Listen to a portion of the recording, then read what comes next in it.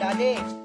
Magandang hapon po, magandang tanghali, magandang gabi, at magandang umaga. Nandito po ako ngayon sa Tulay Buaya. Ang sakit sa dibdib, ang lalim. Ano dito, tulay? Ayan o.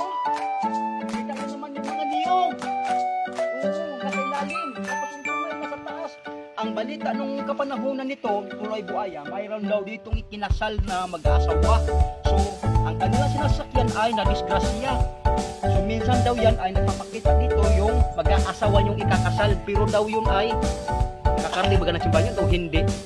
Tapos, minsan daw dito ay may naglalakad na nalutang sa hangin na yung ikakasal na mag-aasawa. Kaya ito po yung sinasabing Tulay Buaya. Ayan. Kaya, aabangan nyo po, mga mami, mga daddy, bababa po ako doon.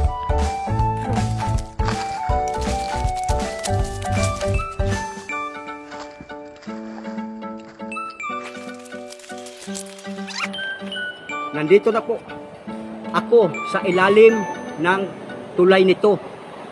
Ayan o, tingnan nyo po sa taas o. So nice. Nakakapangilabot balahibo po. Ayan o. Ayan o. Kaya ito po, sinasabing Tulay Buaya. Kasi po, mayroon din daw po dito nagpapakita na buaya. Silip-silip natin. Baka naman mama, what? Biglang lulutang yung buaya. Ayan. Ayan po.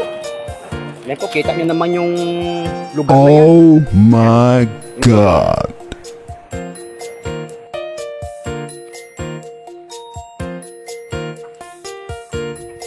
Huwag niyong kalilimutan ang pag-like, ang pag-share, at ang pag-follow, ha?